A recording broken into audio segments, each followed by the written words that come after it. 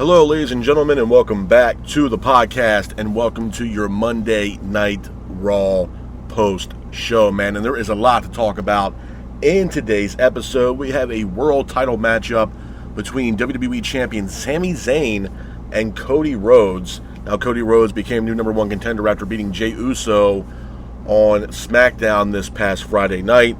So we have a world title matchup. We also hear from Seth Rollins. We'll talk about that in today's episode as well. We had the Street Profits in action defending the World Tag Team titles against The Vision. We'll talk about that in today's episode as well. And we also have a Women's Intercontinental title matchup between Sol Ruca and Raquel Rodriguez. We'll talk about that in today's episode as well. We hear from Paul Heyman as well as Oba Femi. We'll talk about that in today's episode as well. And just all the stuff that's coming out from Monday Night Raw. So I want to start off the night. We have Sami Zayn and Cody Rhodes. Well, Sami Zayn, he initially pulls up to the arena, the Allstate Arena. He drives into the arena in a convertible. He greets WWE staff and security and other people that were standing backstage when he pulled up in the convertible with the WWE title. But the first person that approached Zayn was none other than Cody Rhodes. Zayn then says he's not losing the WWE title tonight. Rhodes says he was going to say good luck to Zayn, but he guesses not.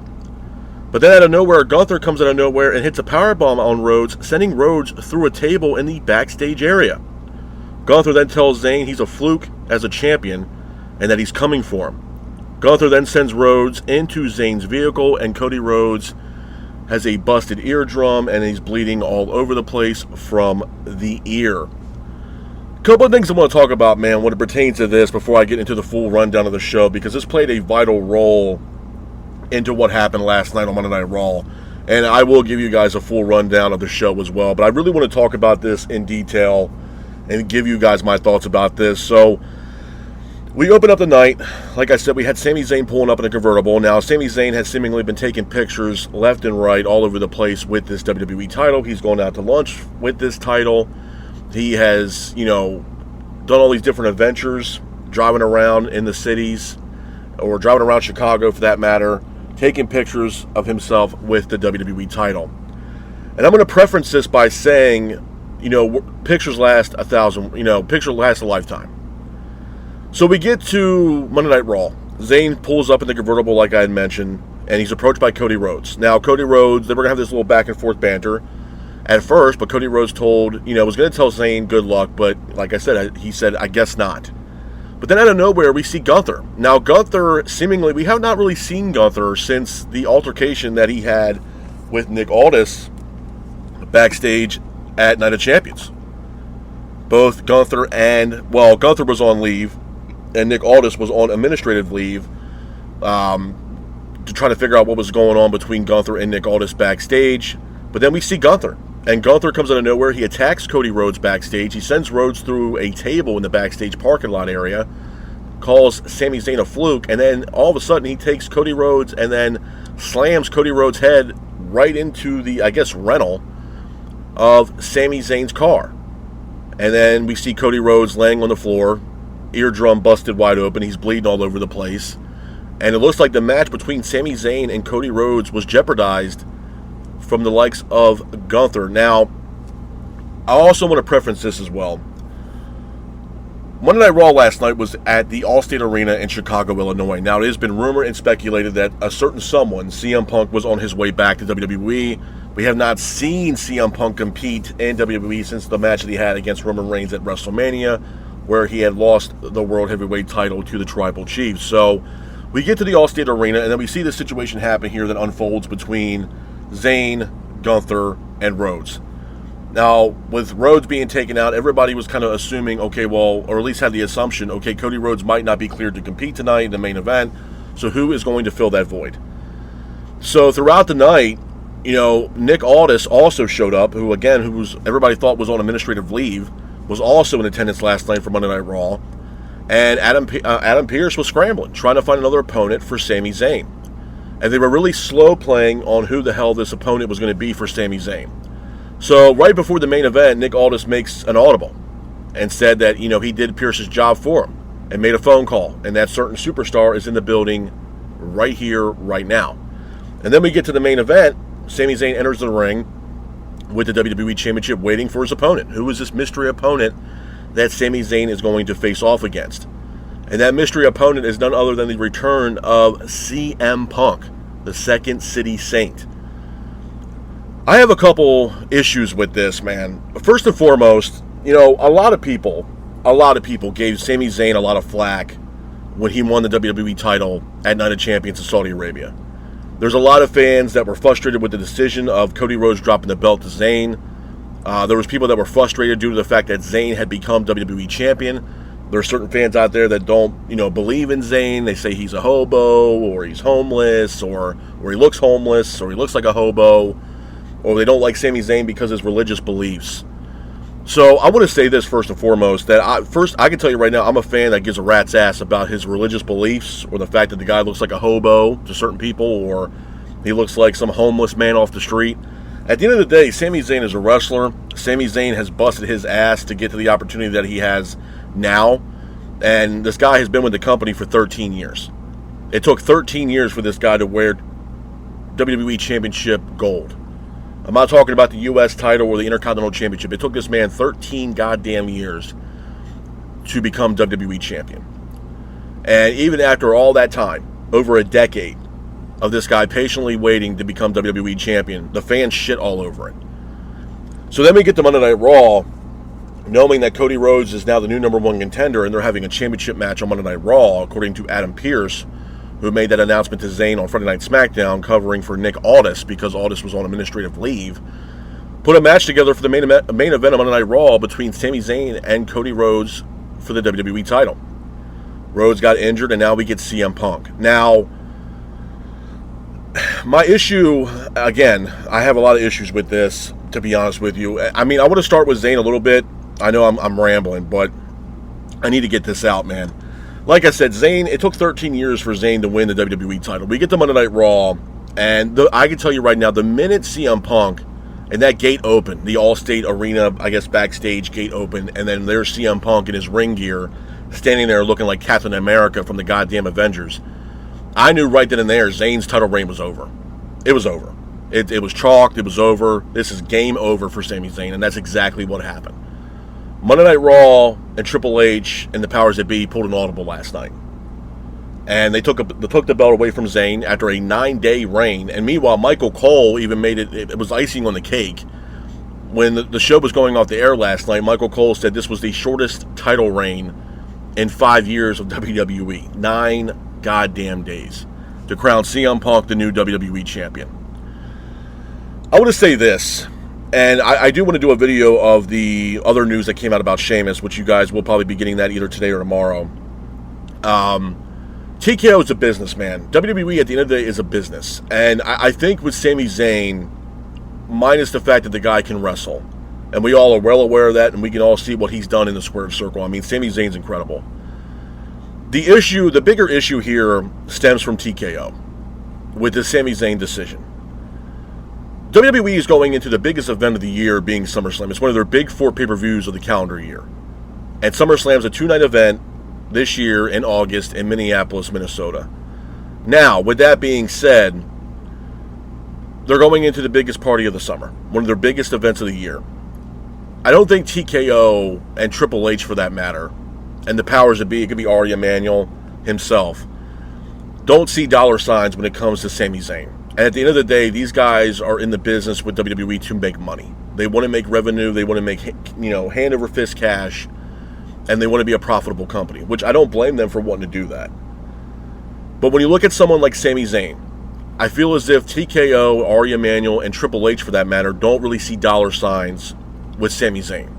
And let's be honest, it's not like Sami Zayn is one of those individuals in WWE that's putting asses in seats and selling tickets. He's not. He's not.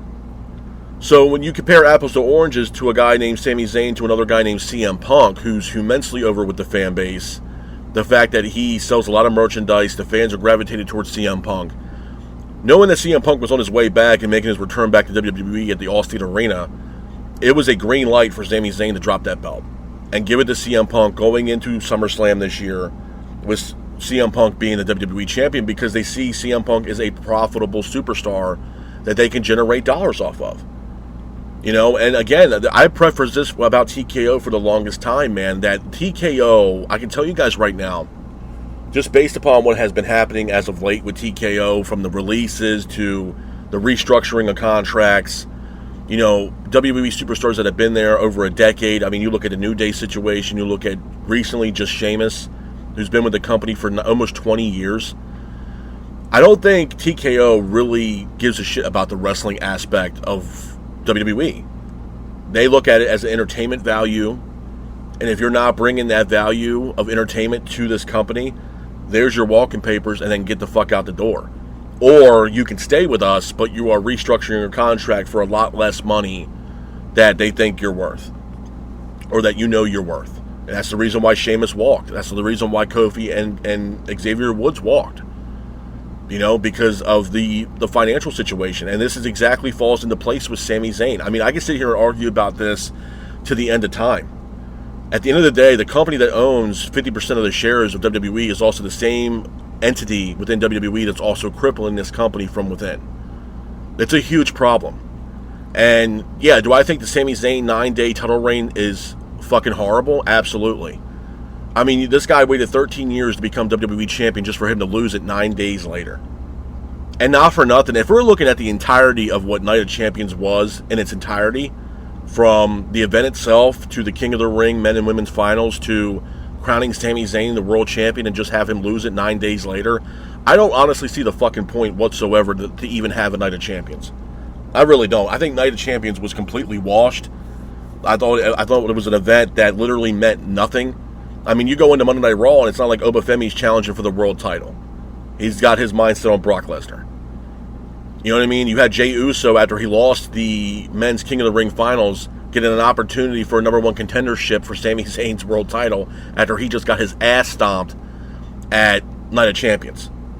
The logic gaps in this company is unfucking real. I can't stress that enough. And I will argue that shit to the moon. Sami Zayn having a 9-day title reign is not only, it shows a lot of how the company feels about Zayn, but I also feel like it's something where the company, if I was Sami Zayn, I'm sure Sami Zayn was like, yeah, it's business. I'm going to do what I got to do. But bro, you're also a human being. You had to realize the fact that I don't think this company sees a whole lot of spotlight in you, and they don't see you as a profitable superstar. They just don't. Hence the reason why they called the audible last night and went with CM Punk. And again, if you're looking at things not making sense, if you're looking at the aspect of CM Punk too, bro, we're talking about a guy who's been gone for 3 months. The last match that he had, he lost against Roman Reigns and lost the World Heavyweight title. And 3 months later, this guy comes back and automatically gets an opportunity at Sami Zayn's WWE Championship and wins. Hasn't won a match or had a match in 3 months prior to losing to Roman Reigns. So much so to the floodgates within the wrestling community for the past 3 months have been coming up with all these different scenarios on why we have not seen the likes of CM Punk.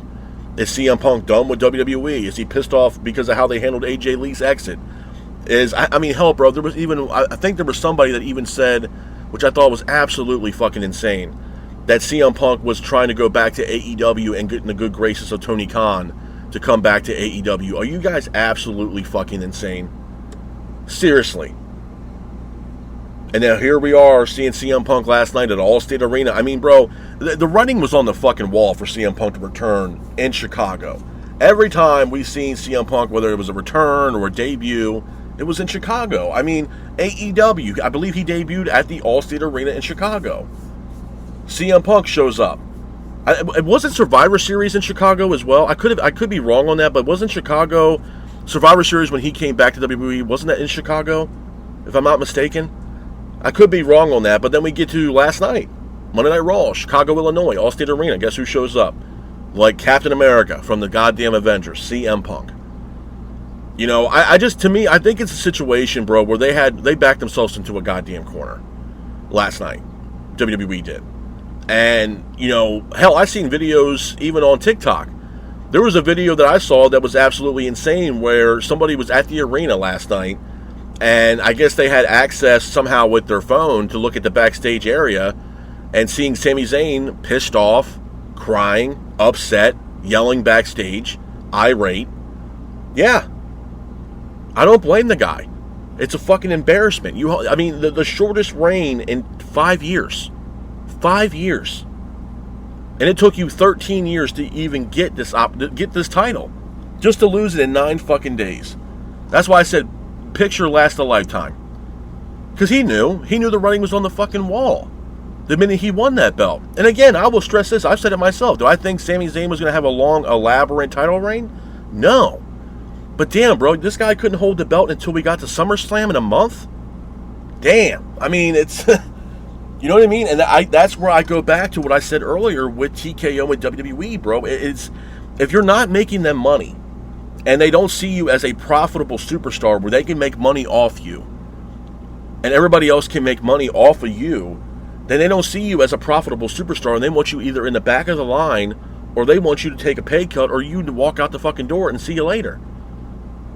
You know what I mean? Like, if they don't see you as a guy on the marquee to put asses in seats for an event like SummerSlam, they don't want you as world champion going into one of their biggest events of the year. So Sami Zayn, no matter him winning the title or not, it was a moment for Zayn. Zayn won it in Saudi, and that was it. It was a moment for Zayn that lasted 9 days. That was it. Triple H and WWE gave Zayn his moment, and then within 9 days, it was like, yes, Sami, sorry, you're not championship material. That was it. So, I mean, if I was Zayn, I mean, depending on the situation, yeah, I would look at the fact that, like, damn, bro, where do I really sit within this company? Where do they see me as a valued asset to this company? Where am I valued at? Mid-card at best? I mean, we're talking about a guy, once again, with Sami Zayn, who was a part of the Bloodline storyline, who played a significant role in that story with him being the honorary Uce. I mean, hell, bro, when he hit Roman Reigns with that chair shot, you had grown men in the crowd that night in tears, chanting for Sami. He played a predominant role in that Bloodline storyline in the beginning. Absolutely. You know, and again, it's one of those things, bro, where, you know, if you're a fan, you have to start seeing the writing on the wall, bro, on the fact that this company, if you're not making them money and you're not generating dollars for them, bro, they have no aspirations whatsoever to push you to the top. They just don't. And people can say, well, Sami Zayn was champion. Yeah, for 9 fucking days, bro. 9 days. A week and 2 days. And that's you telling me that they saw a lot of, you know, enthusiasm and were happy with Zayn being a WWE champion on a 9-day reign? Come on, man. Come on. That's like some Santino Marella bullshit right there. They didn't have no aspirations for Sami Zayn. They gave Zayn a break and gave Zayn the moment with crowning him world champion in Saudi, with the connections that Zayn has in Saudi, and the fan base that loves Sami Zayn in Saudi Arabia. He's immensely over in Saudi. So they gave Zayn his moment. And that's exactly what it was. It was no title reign.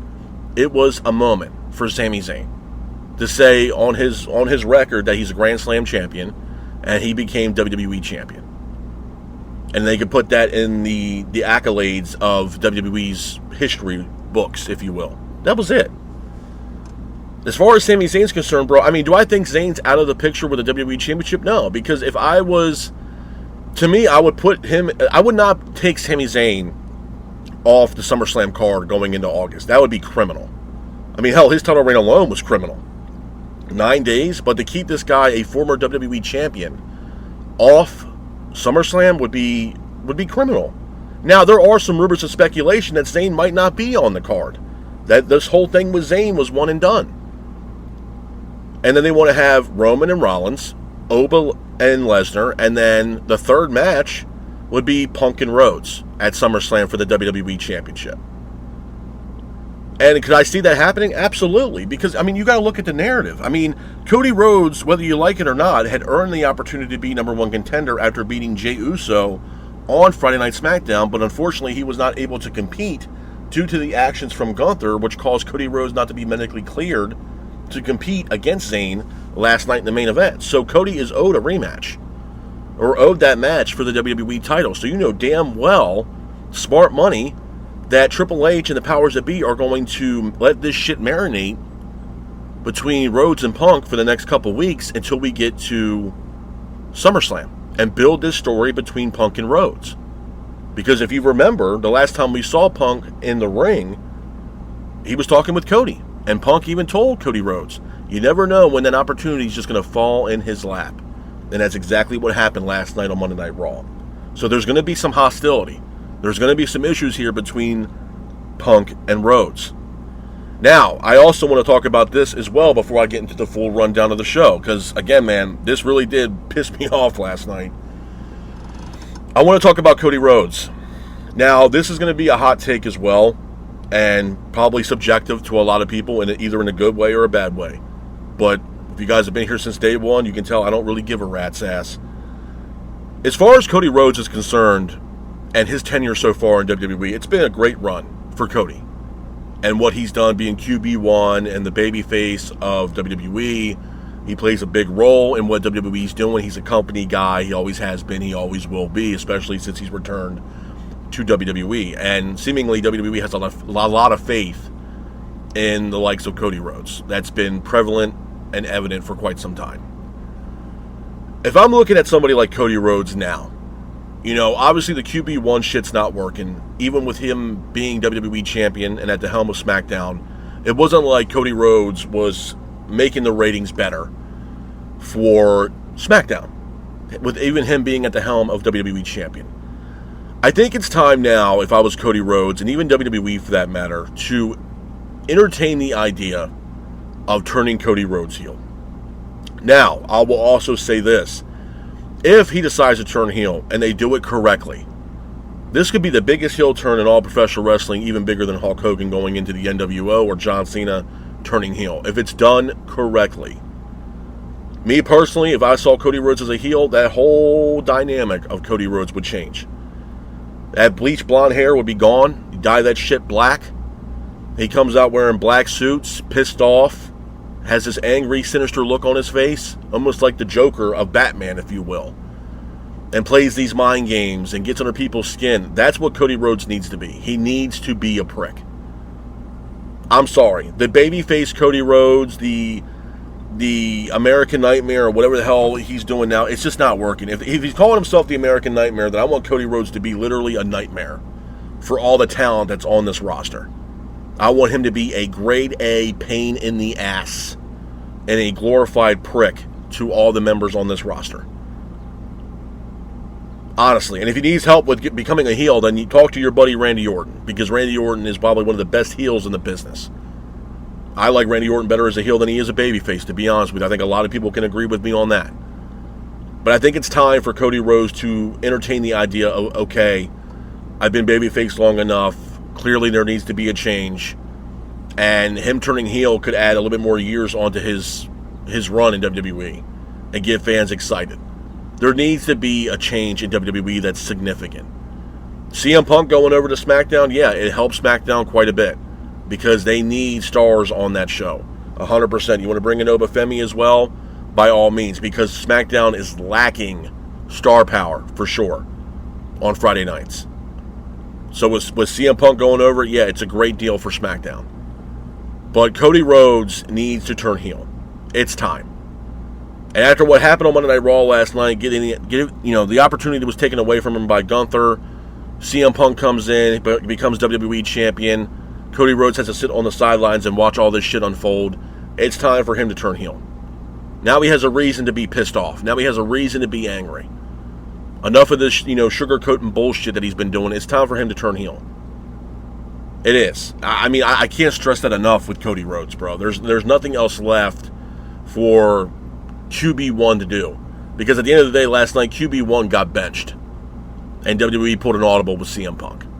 Now, I mean, even with CM Punk, bro, I mean, there's a lot of things with CM Punk, even with the situation that took place last night, that does, set off some alarms, if you will, in my mind. There has been beliefs that there was a little bit of hostility here between CM Punk and Triple H and the powers that be with TKO. I do feel like, in some small way, it could be a little conspiracy theory here, but just hear me out. This also could have been something, too, with a possible back-and-forth conflict here between CM Punk and TKO. Maybe this WWE Championship belt that now CM Punk has all around his waist as we currently speak, maybe this was a consolation prize for CM Punk to get, for WWE and TKO to get back in the good graces of CM Punk. Because at the end of the day, CM Punk is a guy that, is very profitable for TKO. Very profitable. They cannot afford to lose a guy like CM Punk. Just like they can't afford to lose Roman, Seth Rollins, and other couple names that are out there that are on the roster. They can't afford to lose these top guys, because without these top guys, WWE and TKO are not making any revenue. They're not making any money. And CM Punk is on that list, for sure. So I'm not sitting here saying that there wasn't some kind of backstage issues possibly between CM Punk and the powers that be. I'm not going to sit here and say that. There probably was. How extensive or how bad it was, I don't know. But conspiracy theories, yeah. I mean, I could see this being a consolation prize for CM Punk, for TKO and WWE to get back in the good graces for CM Punk. Hey, come back. We'll come back to the Allstate Arena and we'll crown you WWE champion. It's hard for me to say that didn't happen. It's hard for me to believe that those conversations didn't happen at least once, because it's hard for me to trust this company, man. The regime right now in WWE, bro, it's not looking good, man. It's not. It's not. You have talents that are getting pay cuts, that are leaving, veterans of this business. I mean, Sheamus is a first ballot Hall of Famer, bro. He's an absolute legend. Kofi and Austin Creed or Xavier Woods, first ballot Hall of Famers. And these guys are walking. I mean, these guys have been here for over a decade that are like, hey, you're taking a pay cut. No, I'm not. Well, there's the fucking door. Don't let it hit you in the ass on the way out. So they walked out the fucking door. You know what I mean? Like, again, with Sheamus alone, I mean, we're talking about a guy that's been with the company for almost 20 fucking years. And you want this guy to take a pay cut. Why? Because you see Sheamus not being a profitable superstar that can generate money and generate dollars for this company. Well, push the fucking guy. You know what I mean? Push him to the Intercontinental Championship. One belt that's eluded Sheamus. Have it at WrestleMania. Hell, have it at SummerSlam if he's healthy to go. Why not? You know what I mean? The reason why these men and women are not profitable is because the current regime and creative, Triple H and his bullshit writing team, are not pushing these talents to make them generate dollars and generate money. I mean, look at Obafemi, bro. Obafemi is, I mean, I've never seen a wrestler get pushed to the fucking moon so quickly, especially being from an NXT, so quickly than Obafemi. Why? Because they know right now Obafemi is generating them dollars. They are making a lot of money. A lot of money from Obafemi. 100%.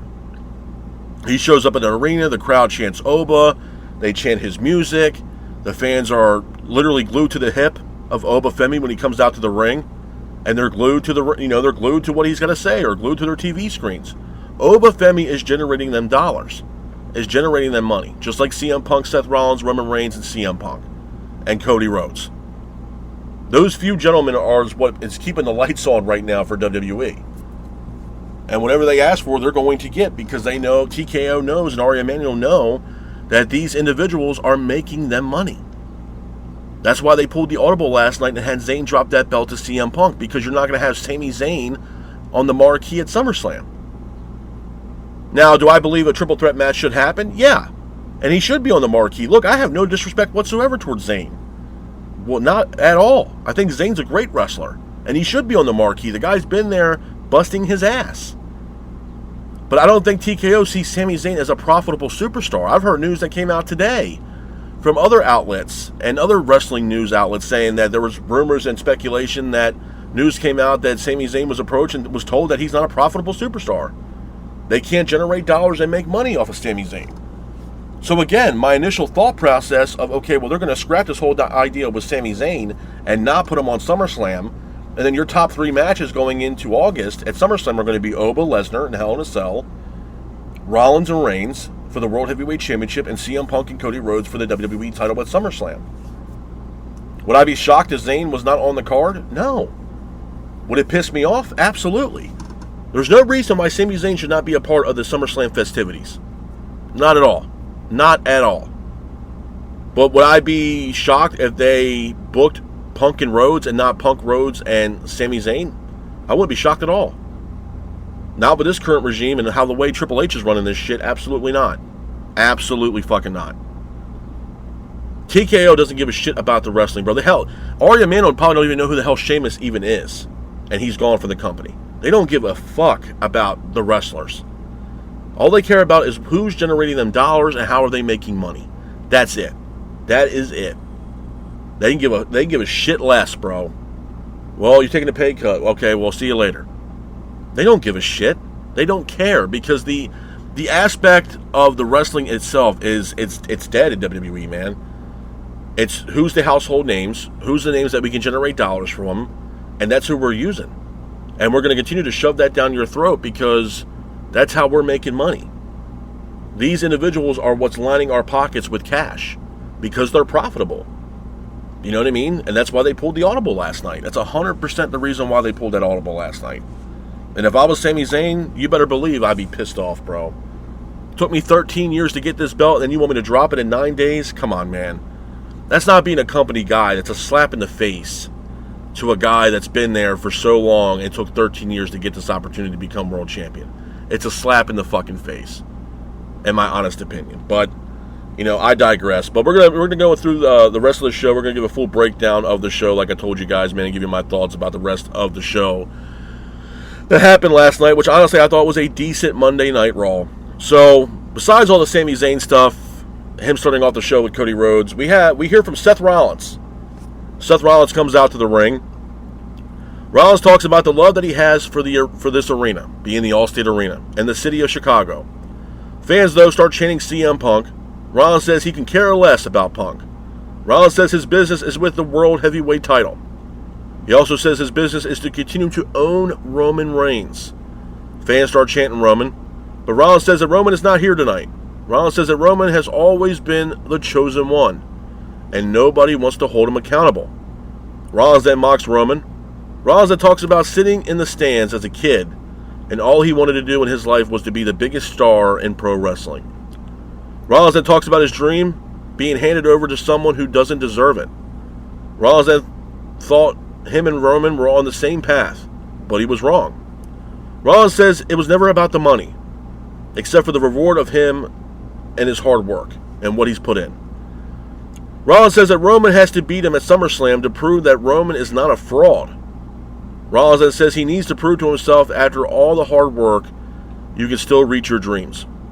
After this, Seth Rollins is interrupted by none other than L.A. Knight. L.A. Knight comes out to the ring, grabs a microphone. Knight says there was no way in hell that he was going to hear the same bullshit from Rollins now for over 2 weeks. Knight says he remembers a time when you had to win matches and tournaments to get title shots. Knight says you didn't lose at the King of the Ring tournament? Knight mocks Rollins. Knight says a couple years ago when the business was red hot, it wasn't Rollins at the top, it wasn't Roman at the top either. It was L.A. Knight. L.A. Knight talks about being cut off by the bloodline. He also says, you can't stop me because I will always rise. Rollins then grabs a microphone and says, are you done? Rollins says, I don't like you, but I respect you. Rollins says he respects Knight for the hustle and the grind and believes his time will come. But Rollins says, but right now he has to focus on Roman and he can't focus on L.A. Knight. After that, Jimmy Uso comes out of nowhere and hits a super kick, taking out L.A. Knight. So once again, it looks like L.A. Knight just cannot get away from the bloodline. Moving on from that, we go into our first match of the night. It is a World Tag Team title matchup. It is the Street Profits defending the World Tag Team titles against the Vision. Now, before the match even gets started, you can see the Vision backstage in the gorilla position, waiting to go out to the ring, but they are greeted by Paul Heyman. Heyman is backstage with the Vision and tells Theory, if you don't bring back gold, don't come back to the Wise Man. Some interesting stuff there from Paul Heyman. But the match itself between the Profits and the Vision was a good match. It was a back and forth matchup with Breakker hitting a standing moonsault in the middle of the ring. The Vision were trying to keep the pace of the match, but Montez Ford hits a drop kick, but Breakker hits a devastating lariat. Ford then hits an enziguri, followed by a crossbody off the top rope for a near fall. Breakker then hits a pump-up power slam, but the Street Profits hit a blockbuster for a near fall. Breakker then sends Ford over the ropes to the outside. Logan Paul, who was ringside, has brass knuckles and tries to give the brass knuckles to, I believe it was Braun Breaker or Austin Theory, but the referee sees the brass knuckles and takes the brass knuckles. Well, then Logan then walks around the other side of the ring, has another pair of brass knuckles and gives them to Braun Breaker. Dawkins then has the brass knuckles in his hand. But out of nowhere, with the referee being distracted, Maxine Dupree enters the ring and hits a low blow on Dawkins. This allowed Austin Theory to go for the roll-up, pins for the 3, and your winners of the match and new World Tag Team Champions are the Vision. After the match, you can see Maxine jumping in the arms of Theory and kisses him, and it looks like Maxine Dupree has joined the Vision. Some interesting stuff there from Maxine Dupree. Moving on from that, we have Cody Rhodes backstage being examined by a doctor. The doctor tells, I believe, Adam Pearce that he can't make a decision yet on Rhodes' condition until he runs further tests. Some interesting stuff there from Cody Rhodes. Moving on from that, we have a women's Intercontinental title matchup. It is Sol Ruca defending the women's Intercontinental Championship against Judgment Day's Raquel Rodriguez. Now, I thought this was a good match. It was a back-and-forth matchup between Ruca and Rodriguez, with Rodriguez keeping the pace of the match. Ruca hits a springboard corkscrew to the outside, taking out Raquel. Raquel gets up, hits a devastating lariat, taking out Sol Ruca. Sol gets up, hits a Shining Wizard on Raquel for a near fall. Ruca then goes for a springboard splash, but Raquel had the knees up. Roxanne, who was ringside, causes a distraction. Liv then attacks Sol Ruca, but then out of nowhere we hear Io Sky's music. Io then attacks Roxanne and Liv Morgan. Io then hits an acai moonsault to the outside, taking out Roxanne and Liv. This allows Sol Ruca with the distraction to hit a Soul Snatcher on Raquel Rodriguez, pins for the 3, and your winner of the match, and still Women's Intercontinental Champion, is Sol Ruca. Hats off to Sol Ruca for getting the win in this matchup. Moving on from that, we hear from the wise man, Paul Heyman. Paul Heyman's out in the middle of the ring, grabs a microphone. Heyman says he's here tonight to talk about Oba Femi. Crowd starts chanting Oba. Heyman says that Oba came into the WWE like he owned the joint, which he doesn't. Heyman says that Oba is going to face pain in the Hell in the Cell. Heyman then says Oba has inspired Brock Lesnar. Heyman says Oba, he's not making it out of Hell in a Cell. After that, Paul Heyman is interrupted by Oba Femi. Oba Femi comes out to the ring, Heyman looking on, looking worried. Oba grabs a microphone and says Heyman loves to talk. Heyman says, yeah, you learned last week, you talk shit, you get hit. Heyman says he's valuable because he makes sure people don't make bad mistakes. Heyman says at Clash in Italy, Lesnar proved to Oba that he can be beat. Heyman then tells Oba, you're stepping into Hell in a Cell with Brock Lesnar. Heyman then talks about Lesnar's accolades, mentioning Brock's UFC run. Heyman then talks about Lesnar's track record in the Hell in a Cell. Heyman then calls the Hell in a Cell the Brocktagon. Heyman then gives Oba a chilling warning, but Oba says every word he said about Lesnar got to Lesnar, so he definitely watches the show. But Oba then says Heyman has been reduced to just a mouth. Oba says that Randy Couture and Undertaker are not Oba Femi. Oba then tells Heyman that he's scared. And it also tells Heyman that this is the end. Oba says he will beat Lesnar in front of his wife and kids. And Oba says that you have to walk through hell to get through heaven. So tell your client I will see him in hell. There's a very good back and forth segment here between Paul Heyman and Oba Femi. Moving on from that, it was confirmed that Cody Rhodes was not medically cleared to compete in tonight's main event. But Adam Pearce says he promised Chicago a championship match tonight, and Pearce tells Zayn that he will be defending the WWE title tonight in the main event. Looks like a rough start of the night for Sami Zayn. Moving on from that, we got a tag team matchup. It is Chad Gable teaming up with Dragon Lee to take on Ethan Page and Rusev. Now, I thought this was a good match, with Page and Rusev quickly attacking Gable and Dragon Lee. Turned into a back-and-forth matchup, though, with Page and Rusev keeping the pace of the match. Gable hits multiple German suplexes in the ring, followed by applying an ankle lock in the middle of the ring, but the hold is broken. Gable then hits an angle slam, but Rusev hits a Machka kick on both Gable and on Dragon Lee. Rusev then applies an accolade, and your winners of the match are Page and Rusev. After the match, Page and Rusev attack Gable, but Joe Hendry is here. Hendry saves Gable. Rusev, though, hits a Machka kick on Hendry and applies an accolade on Joe Hendry as well. Moving on from that, though, we go into our next match of the night. It is our main event of Monday Night Raw. It is Sami Zayn taking on a mystery opponent for the WWE title. Now, Sami Zayn enters the ring, waiting patiently for who his opponent is. And then the camera pans to the backstage area where the Allstate Arena gate was to let, I guess, vehicles in or what have you. The gate slowly starts to open, and we see CM Punk standing right there behind the gate, looking like Captain America from the goddamn Avengers in all his ring gear. And then CM Punk's music hits, and he beelines it towards the ring. So the match itself between Sami Zayn and CM Punk was a good match. It was a back-and-forth matchup between Zayn and Punk, with Punk keeping the pace of the match. Punk hits Zayn with a heel kick, followed by a running knee. Zayn then gets up, hits a superplex. Zayn and Punk then both exchange in the middle of the ring, with Punk hitting a running knee on Sami Zayn. Zayn then gets up, tries to get some offense in by hitting a blue thunder bomb on Punk in the middle of the ring for a near fall. Punk then lands a bulldog, followed by an elbow drop for a near fall. Punk then applies an anaconda vice on Zayn in the middle of the ring, but the hold is broken. Zayn and Punk then both exchange once again in the middle of the ring, with Zayn hitting a GTS of his own on Punk for a near fall. Zayn then goes for a haluva kick on Punk, but Punk counters it with an exploder suplex. Punk then goes for a haluva kick off his own, but Zayn counters it with another GTS. Zayn then follows it up by hitting a blue thunder bomb for a near fall. Zayn then, frustrated with CM Punk, started slapping CM Punk, yelling at Punk, saying that I am the champion now. Punk then gets up, hits a haluva kick, followed by a GTS on Sami Zayn, pins for the 3, and your winner of the match and new WWE champion is CM Punk. Hats off to CM Punk for getting the win in that matchup and becoming the new WWE champion. A couple things I want to talk about, man, before I get the hell up out of here. Was Monday Night Raw a good show? Yeah, it was a solid show, man. From top to bottom, I cannot complain.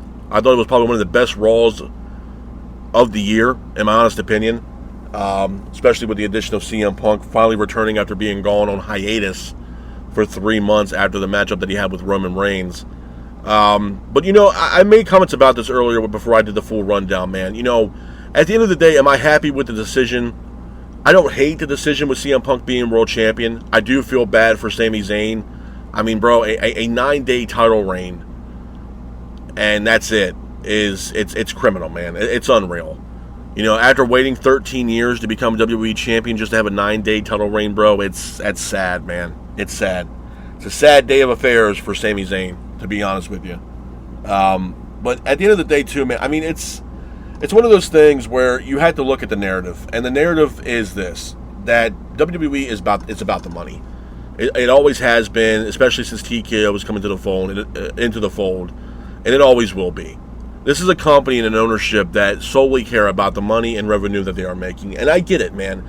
It's a business at the end of the day. So for those people out there, well, you don't understand, man, it's also a business. No, I trust me, I fucking get it. And I'm well aware of the situation, and I get it. It's a business. They want to make money, they want to generate dollars, and they want to be a profitable company. Trust me, bro, I get it. It ain't my first goddamn rodeo. But what I will say is this: when you have that mindset and that mindset alone, it's going to hurt this company, whether you like it or not. Yes, it's a business, and it can be a real shitty business at times as well. But if you have that mindset, especially in a pro wrestling company, when all you care about is just generating dollars, that would tell me, as an employee of this company and as a wrestler that's working their ass off, putting their body on the line day in and day out, that you really don't give a shit about the talent. You care about making money. And as a talent, I mean, at this point, even Sami Zayn, where am I valued at? You know what I mean? How am I an asset to this company? Where am I valued? Because clearly they don't see the vision with Sami Zayn. They don't see Sami Zayn as a profitable individual that they can generate dollars off of, that they can't make money off of. I mean, I've said this a while back ago, that you'll have people in the wrestling community arguing back and forth. Well, Sami Zayn's not making us money. Well, Sami Zayn deserves this, or he's not making any of us money. Bro, at the end of the day, the reason why Sami Zayn is not making money is because, or making people money for that matter, is because they're not pushing Sami Zayn. Let's just be honest. They're not pushing Sami Zayn. That's just the way it is. If you put Sami Zayn in a significant role made him a heel or made him a babyface, what have you, and you showcase Sami Zayn and got the fans behind Zayn, it'd be a different fucking story. If you look at the situation when Sami Zayn was the honorary Uce, that was probably the best time of Sami Zayn's life in all of WWE.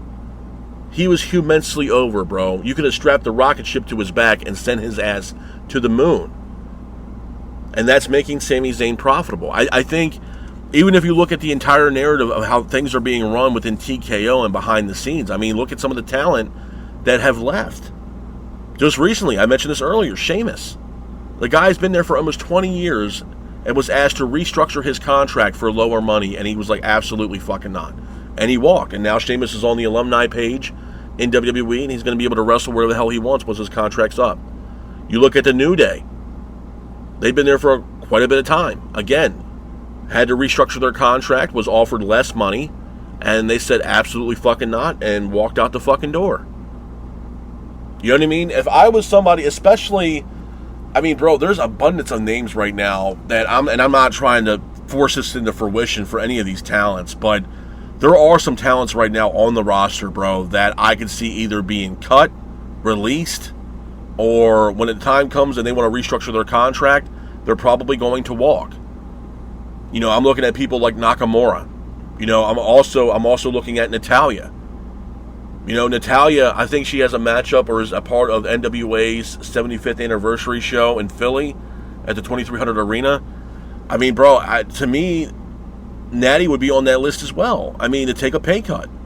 Do I see Natalya being profitable for WWE? Absolutely fucking not. Do I see Nakamura being profitable for WWE? Absolutely fucking not. I even told y'all before, when the budget cuts came in and the WWE cuts came in after WrestleMania, I'm surprised Nakamura didn't make that list.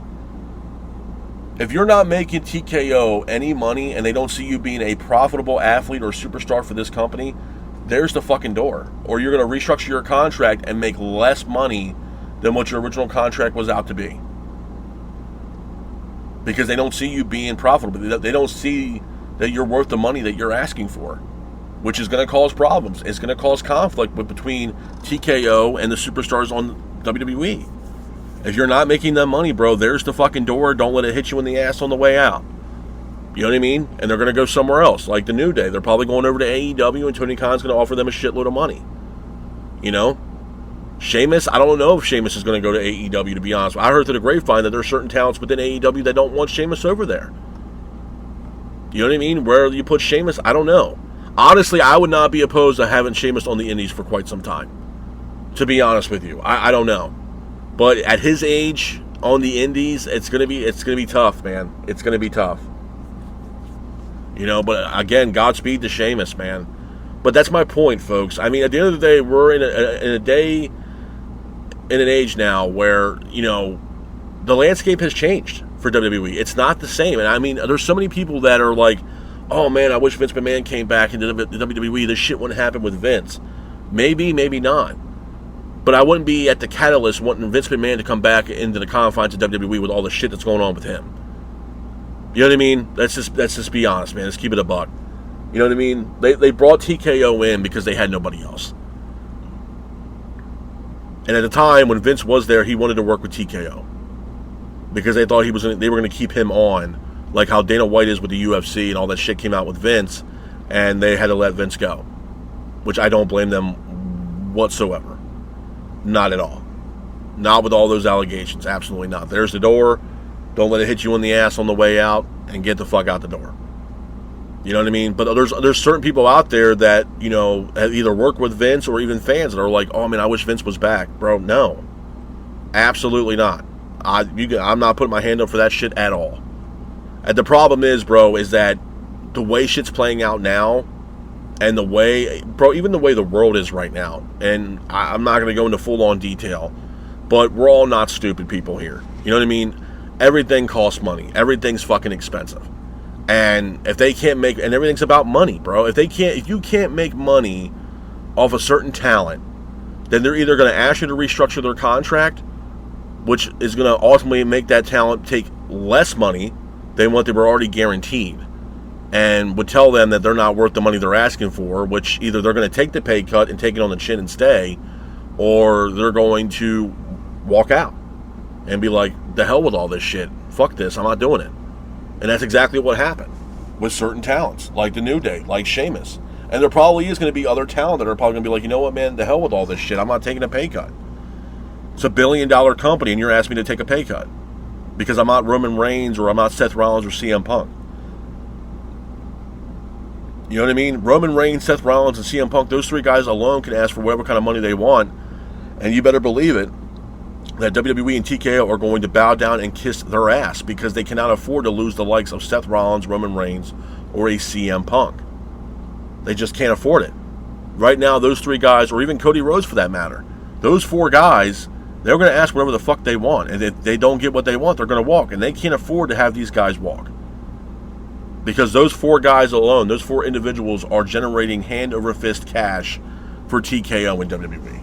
That's just the way it is. WWE is all about the money, bro.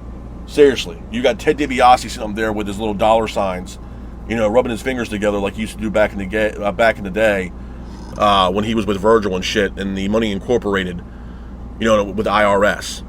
You know what I mean? Like, that's what this is now. It's like a meme at this point. That's what we're doing. Just like how Ted DiBiase used to do it back in the day. With that sinister laugh, and he's holding up the $1 million championship with the IRS, and he's doing that dumbass laugh. That's what it is, man. That's what WWE is. It's all about the cash. It's like Jerry Maguire, bro. Show me the fucking money. That's what it is, man. And it sucks. It's sad. It's horrible because I understand the aspect of it being a business, but I also understand the fact that, at the end of the day, they're here because of the wrestlers. Without the wrestling aspect of it, then there's no need for any of this WWE shit. The people, the men and women that are there to wrestle. You know what I mean? At the end of the day, and if you don't have that, then it's game over. You know what I mean? And at the end of the day, too, bro, you're losing good people. You know what I mean? I don't know them personally, but you're losing some hard-working ass people, man. The New Day, day one guys have worked their asses off. Sheamus, who's been there for almost 20 fucking years, man. Almost 2 decades. A workhorse. And the guy's like, you know what? I'm done. I'm walking away.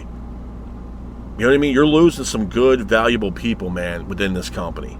First ballot Hall of Famers, because you're not willing to pay them what they're asking for. And it's a shame, bro. It really is a shame. And it's I don't know, man. I really don't know. And it's horrible, man. It really is. It's a shitty feeling. It's a shitty way of going about business, in my honest opinion. Knowing that this company is $1 billion company and you can't afford the talents that are probably only getting $1 million, maybe $2 million tops, maybe. And you're like, nah, I can't do it. They're not worth that kind of money. They're not worth that money in your eyes because you're not pushing them. And I point the finger at Triple H on that, bro. Knowing that this guy just got a pay raise not too long ago like a jackass. You know what I'm saying? It's like, come on, man. Come on, bro. Talk about pick your damn poison and pick your battles. Holy shit. It's unreal, man. I mean, it's pathetic. It really is pathetic. And I feel like this is going to continuously keep happening. That you're going to hear these names once in a blue moon at the wazoo, bro, that are going to be like, you know what? They're leaving. Yeah, because they're not going to want to restructure their contract and make less money. Especially for someone like Sheamus. If I was Sheamus and they wanted me to restructure my contract after me being here almost 20 years, to restructure my deal for less money, and I've been here for almost 20 fucking years, blood, sweat, and tears, 20 years, and you want me to take a pay cut now? Come on, bro. That's a slap in the fucking face. I don't think that's even good business or business ethics. It's a slap in the face. Yeah, you've been here 20 years, but that, it's like a skid mark on our ass, man. It's time to change up. It's time to do something different. Like a skid mark, bro. They don't want to deal with it. It's a pain in their ass. We don't see you as being a profitable, superstar for us, man. So, hey, Sheamus, we're going to either have to ask you to take a pay cut, bro, or there's the door. Don't let it hit you in the ass on the way out, brother. Come on, man. Come on. It's a joke. It's an absolute joke. But at the end of the day, man, I hope that, things get better for certain talents. I hope that, Sheamus, wherever he decides to go, he goes to AEW, goes to the Indies. I don't know. You know what I mean? By the way, I also apologize that the cell phone's going off in the background. I do apologize for that. So if you guys hear that noise, that's the phone going off. But at the end of the day, bro, I mean, I don't know. I don't know what we're going to do here. I don't know what we're going to do with Sheamus. You know, again, he could go on the indies, but I believe Sheamus is like 48 years old, bro. And I'm not sitting here saying that's super old, but to have that guy at that age on the indies, you know, grinding, man, trying to make money and trying to get bookings and everything else like that, it's going to be tough. You're taking a chance, you know, and yeah, there's some independent matches I wouldn't mind seeing him at. Hell, I wouldn't mind seeing him in House of Glory. House of Glory is probably one of the best independent wrestling companies out there today. They're always putting on banger matches. So to have Sheamus, you know, have a banger match, if you will, in House of Glory, I'm not against that at all. But again, I mean, you also had to factor in this guy's almost 50 years old. And how long is he going to be wanting to wrestle on the indies? Or is he looking to talk to Tony Khan to make, you know, maybe a 2-year contract for a significant amount of money, you know? Because not for nothing, I mean, the talent within AEW that are saying they don't want Sheamus to come in here to AEW, I mean, you kind of, if I was Tony Khan, you had to be a fool not to at least entertain the idea or have a conversation with the likes of Sheamus. This guy was a multi-time champion, tag team champion, U.S. champion. I mean, you had to consider him as a top guy, whether you like him or not. So, I mean, again, as a businessman, whether certain talents don't want him in the confines of AEW or not, Tony Khan would be a dumb son of a bitch not to at least entertain the idea of having a conversation with this guy and, you know, see what they want to do here, whether you like him or not. You know what I mean? It's business, bro. And people can say, well, AEW is turning into WWE's wasteland or, you know, WWE's retirement home. Yeah. I'm not sitting here saying that you're not wrong. And I'm not sitting here saying that just because he's released or he's leaving WWE that he always has to go to AEW. No. All I'm saying, as a businessman in professional wrestling, you would be a dumb son of a bitch not to have a conversation with the likes of a Sheamus. I'm not saying you got to sign the guy. To see where his head's at, see what he wants to do, how much money the guy wants to make, how long is he willing to wrestle. You know what I mean? Is it a 2-year deal that he wants? And see where his head's at and see if he wants to be a part of AEW. I'm not saying he has to sign with them. But like I said, Tony Khan would be a dumb son of a bitch not to have a conversation with the likes of a Sheamus. You know, same thing with the New Day or Alex Shelley and you know, the Motor City Machine Guns, Sabin and Shelley, Kairi Sane, the Wyatt Six. You would be a dumb son of a bitch not to have a conversation with these individuals once they become free agents. It's a business.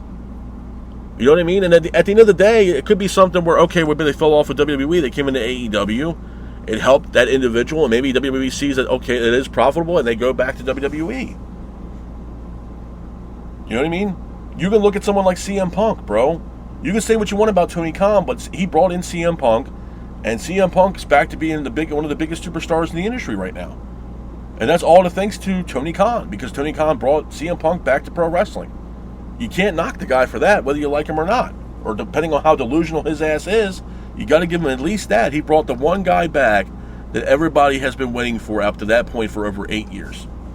And Tony Khan was able to bring that guy back into professional wrestling, when fans have been yelling from the rooftops and chanting CM Punk for years when he was on that 8-year hiatus. And Tony Khan was the guy that brought him back to professional wrestling, and the rest was history. Literally. You know what I mean? Like, you had to factor that in, man. You can't discredit what he's done. You know? And I'm sorry, but other superstars, even superstars that are not up in the range of where Sheamus is at, you know, you have to be looking at those contract situations at least once. You know what I mean? These men and women have families, bro. They got their own bills. They got families that they got their own bills to pay. You know what I mean? And you tell these people, men and women, to take a pay cut, that's going to change some shit for a lot of these individuals. Yeah, they want to stay with WWE, but financially they can't. They can't afford it. It's not enough to pay their bills or, you know, to keep food on the table. You know what I mean? And it's crazy. In 2026, that's what we're going into now. That talents had to take pay cuts because they just can't afford them. They don't see them as profitable superstars. It's crazy, man. It's crazy to see the dynamic and the landscape of the current WWE product and what goes on in the business model nowadays for WWE, man. It's absolutely insane. They are money hungry like you would not fucking believe, bro. And it's been evident now since TKO has come into the fold, man. They don't give a fuck about the wrestlers, man. They care about making money and cash and making revenue. That's it. If you're not making them money, there's the fucking door. Don't let it hit you in the ass on the way out. That's what it is. And if you don't like it, tough shit. Tough shit. Go in the corner and cry about it. Because they're not going to give two rats' asses about it, bro. They just don't. They're ruthless, bro. They're ruthless. They don't give a shit. I mean, bro, hell, TKO also owns UFC. You look at some of those UFC fighters, bro, they're not making shit. $50,000, $60,000, maybe if they're lucky, maybe 80 grand. But you also got to factor in flights. You got to factor in the team that you have around you, your coaches, all this other shit. You're damn near flat ass broke by the time you leave that arena that night after you just had you could be in the UFC main event. Hell, prime example, Holloway and Conor McGregor are fighting this weekend. Holloway can beat McGregor's ass and make, I don't know, 80, 90, maybe 100 grand if he's lucky, being that he's fighting Conor McGregor.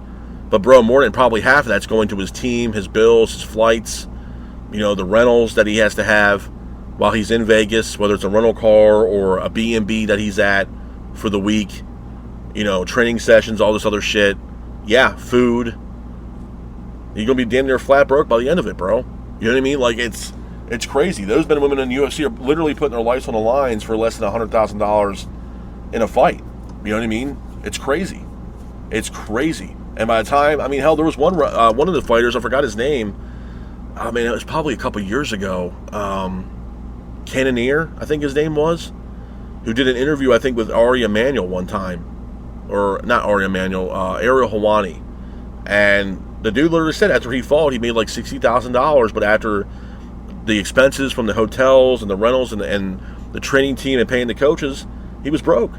He was broke, begging for another fight to make a little extra cash. So he had to pick up a third job or two other jobs just to make ends meet, bro. The guy had he's got kids, he's got a family. You know what I mean? And this guy has to work a third job. This guy's fighting for the UFC on pay-per-view and everything else like that at the time, and he still had to get another job after fighting in the UFC. It's fucking crazy, man. It's crazy. It's crazy.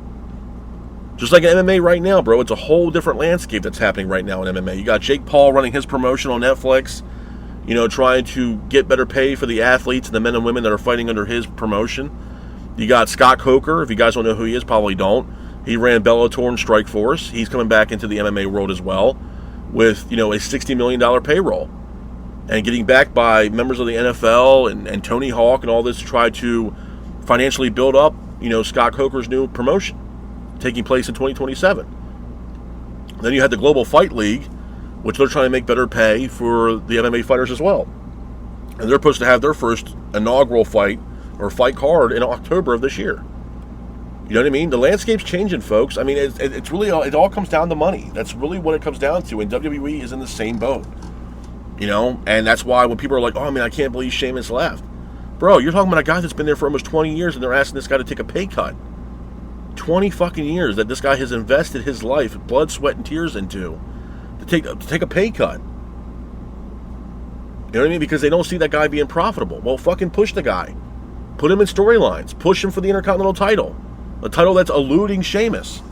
You know what I mean? Well, no, we're going to have him take a pay cut. And if you don't like it, there's the fucking door. And that's exactly what Sheamus did. He didn't like the offer. He didn't like to restructure the deal. And there he saw the door and he walked right through that fucking door and said, kiss my ass goodbye. Same thing the New Day did. Saw the writing on the wall. You want me to take a pay cut? Kiss my ass. There's the fucking door. And they walked through that fucking door and said, kiss my ass goodbye. You know what I mean? Some of these superstars and athletes are not going to take pay cuts, bro. I can't necessarily say that I blame them. I can't. It's hard for me to say, yeah, well, you know what? They're not really doing shit with them. Let's take a pay cut. You know what I mean? But then you'll cut them and then release them, and then they got to wait, 90 days for them to work somewhere else. It's a shit show, man. It really is it's a circus in WWE, bro. Literally. And it's a shame, bro. That's the way that we're going nowadays with the current landscape and the current product of WWE. It's horrible. You know what I mean? I feel bad for the talent. I feel bad for the people that are there busting their ass day in and day out just to get offered to have a restructured contract for less money than what they're making now. What the fuck? What is the purpose of me being here? Again, I go back to what I said earlier in the show with Sami Zayn. Where's my value in this company? How am I an asset to this company? You know what I mean? Where do you see me as an asset to this company? How valuable am I to this company? Now, I'm sure certain superstars will probably ask that question. Well, I'm not getting TV time, so where's my value in this company? And I'm going to tell you right now, for those superstars that are out there, bro, WWE is not, the saving grace, man. The grass is not always greener on the other side, man. It's not. It's been showcased for a while. Even with talents, bro. You look at someone like Jade, Ricky Saints, LA Knight. LA Knight, again, bro, LA Knight and the Bloodline, bro, that's all it is. I'm telling you right now, man, if we did not have the Bloodline, there would not be jack shit for LA Knight to do. They are tied at the fucking hip, bro. Literally. You see LA Knight, you see the Usos, you see LA Knight or the Bloodline and LA Knight or the Usos and LA Knight. They are tied at the fucking hip. Literally. Without the Bloodline, LA Knight ain't doing a goddamn fucking thing. Sitting in catering with a chicken parm sandwich, chilling with Otis and Tozawa, bro, not doing shit. Shooting the shit backstage. Around the water cooler. That's what they're doing. Ain't doing shit. Wondering when they're going to get the call to say, hey, you know what, you got a match tonight. After being back in catering for 6 fucking months. Literally. You know what I mean? It's it's fucking crazy. The Vision. People were preying on the downfall for the Vision. Not after what happened last night. Vision ain't going nowhere, bro. The Vision are trying to get stronger. Now they added Maxine Dupree to the fold. Bronson Reed has been training, trying to lose some weight and get back. He looks like he's in great shape. He's on his way back. They're going to add Bronson Reed. Breaker and Austin Theory just became the tag team champions once again. Logan Paul is trying to get healthy to come back in the ring again. So the Vision ain't going no damn where, bro. Nowhere. For those people that were preying on the downfall for the Vision, they ain't going nowhere. Now, do I still believe that goddamn stable's cursed? Absolutely. So if I was Maxine Dupree, bro, I'd be counting my blessings. Because, bro, that Vision stable is fucking cursed. Everybody on that damn stable at some point has been injured. Rollins, Reed, Breaker, Logan Paul. It's only a matter of time when Austin Theory takes a bump or some shit happens and he's injured. He's on the shelf for 6 fucking months. So if I was Maxine, I'd be counting my blessings, darling, because that stable is fucking cursed. 100% cursed, man. So count your blessings. That's for damn sure. But I mean, I don't know, man. It wasn't a horrible show. Not even close. It was a really entertaining show, a good show. But, man, that shit with Sami Zayn, bro, I don't know. I don't know. Honestly, it kind of pissed me off, to be honest with you. Because like LA Knight said himself in the back and forth banter with Seth Rollins, I thought wins and tournament wins mattered for you to get opportunities at a world title. Well, CM Punk didn't do that, but he gets himself an opportunity at Sami Zayn for the WWE title. You know what I mean? You can look at that narrative as well, bro. Again, some of these certain superstars, they have the push, and they got the pull to do whatever the fuck they want. Michael Cole himself said that CM Punk can do whatever the fuck he wants. Yeah. You know why? Because TKO can't afford to lose a guy like CM Punk, bro. Why? Well, like I've been saying now for over an hour. He generates cash and money and revenue and financial gain for TKO and WWE. Without CM Punk, it's a gut punch to Ari Emanuel and TKO. Absolutely. So whatever CM Punk wants, CM Punk is going to get. Just like Roman, just like Seth, just like Cody Rhodes. Whatever those guys, whatever those individuals want, you better believe it that TKO and Ari Emanuel are going to kiss their ass to give them whatever they want because they generate money and dollar signs for TKO. That's the way it is. And that's one of the reasons why Zayn dropped the belt last night on Raw, because Sami Zayn's not a money guy. They can't make money off of Sami Zayn. They can't make revenue off of Sami Zayn. They can't put asses in seats for SummerSlam with Sami Zayn being the current WWE champion. So, QB1 got benched last night and WWE pulled an audible. And that audible was CM Punk. And that's exactly what went down last night on Monday Night Raw. But with that being said, though, this is my review of Monday Night Raw. I hope you guys are out there staying safe. Be careful and remember, stay classic. Peace.